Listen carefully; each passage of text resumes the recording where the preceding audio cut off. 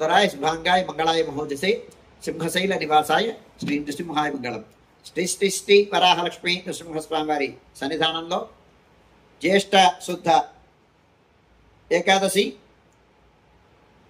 తత్కాల ద్వాదశి మంగళవారం స్వాతి నక్షత్రం జూన్ 18వ తారీఖు యథావిధిగా 4 గంటల నుంచి 4:30 గంటల వరకు సుప్రభాత సేవ. సుప్రభాత సేవలో భాగస్వాములు కాగోరు వారు దానికి తగిన రుసుము చెల్లించి సంప్రదాయ వస్త్రధారణంతో పరిమిత సంఖ్యలో భాగస్వాములు కావచ్చు. 4:30 గంటల నుంచి 6:30 గంటల వరకు ప్రాతరారాధనం. ప్రాతరారాధనంలో భాగస్వాములు కాగోరు వారు దానికి తగిన రుసుము చెల్లించి సంప్రదాయ వస్త్రధారణంతో పరిమిత సంఖ్యలో భాగస్వాములు కావచ్చు. 4:30 గంటల నుంచి 6:30 గంటల వరకు జరిగేటువంటి ప్రాతరారాధనలో భాగంగా నిత్యవేద పారాయణం, ఉపనిషత్ పారాయణం, దివ్య ప్రబంధ సేవాకాలం, అనంతరం ధూపసేవా సమయంలో చతుర్వేద పారాయణం, శ్రీరామాయణం, భారతం, భాగవతం, విష్ణు పురాణం, క్షేత్ర మహాత్మ్యం, వరాపురాణం, శ్రీవాష్ట్యం, భగవద్ దృశ్యం మొదలైన గ్రంథాలన్నీ పారాయణం చేయడానికి ఉపక్రమిస్తారు.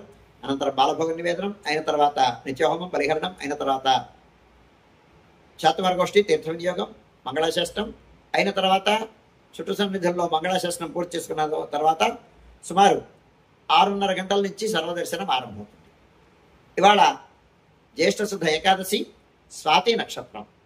ఈ స్వాతి నక్షత్రాన్ని పురస్కరించుకొని ప్రతి మాసం జరిగేటువంటి నృసింహ హవనం, ఆ స్వాతి హవనం జరుగుతుంది.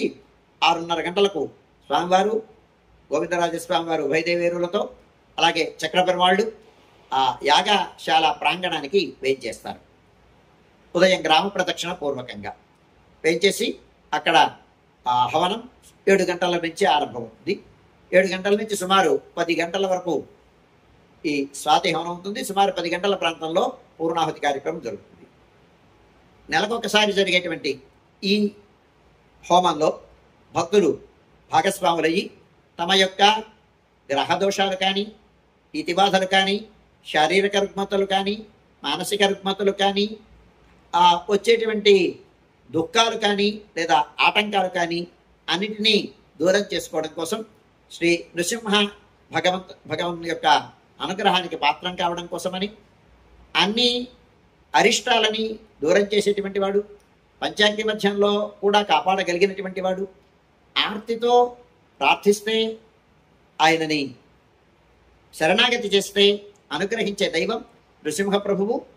ఆ లక్ష్మీ నృసింహ మదేహి కరావలంబం అని ఆ పంచాగ్ని మధ్యంలో కూడా కాపాడగలిగినటువంటి వాడు. అందుచేత ఆర్తులైనటువంటి వారు, దుఃఖార్తులైనటువంటి వారు, గ్రహపీడితులైనటువంటి వారు, శారీరక రుగ్మతలు కలిగినటువంటి వారు, దీర్ఘమైనటువంటి వ్యాధుల్ని దూరం చేసుకోవాలనేటువంటి సంకల్పం కలిగినటువంటి వారు అందరూ రండి, ఈ హోమంలో భాగస్వాములు కండి, స్వామి అనుగ్రహానికి పాత్రం కండి, సుఖమైనటువంటి జీవనాన్ని నెరపండి. ఈరోజు స్వాతి హోమం సందర్భంగా ఆర్జిత సేవలన్నీ రద్దు చేయబడతాయి. దీన్ని భక్తులు గమనించవలసిందిగా మనవి చేస్తున్నాను. యథావిధిగా హోమం పూర్తయి పూర్ణాహుతి అయిన తర్వాత 11:30 గంటలకు స్వామివారు ప్రధానాలయంలోకి వేయించేసిన తర్వాత 11:30 గంటల నుంచి 12:15 గంటల వరకు మహానివేదనం, రాజభోగ నివేదనం, ఏకాదశి ప్రయుక్తమైనటువంటి ఆస్థానం సేవాకాలం ఈ సమయంలో జరుగుతుంది. 12:15 గంటల నుంచి మధ్యాహ్నం 2:30 గంటల వరకు సర్వదర్శనం, 2:30 గంటల నుంచి 3 గంటల వరకు మధ్యాహ్న విరామం. ఈ సమయంలో భక్తుల యొక్క దర్శనములు నిలుపుదల చేయడం జరుగుతుంది. మధ్యాహ్నం 3 గంటల నుంచి రాత్రి 7 గంటల వరకు సర్వదర్శనం.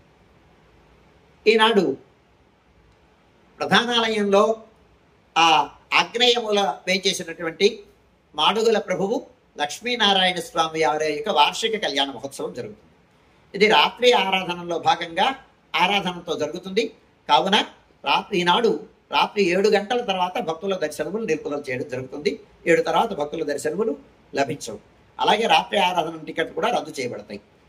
లక్ష్మీనారాయణ స్వామి కళ్యాణాన్ని జరిపించుకొని అనంతరం రాత్రి ఆరాధన యథావిధిగా ఆరాధనమై ధూపసేవై అయిన తర్వాత నివేదనం, హోమం, బలిహరణం అయిన తర్వాత మంగళాశాస్త్రం, శాతవరగోష్ఠి అయిన తర్వాత ఏకాంత సేవ కవాట బంధనంతో సుమారు 9:30 గంటలకు ఈనాటి కార్యక్రమం సుసంపన్నమవుతుంది.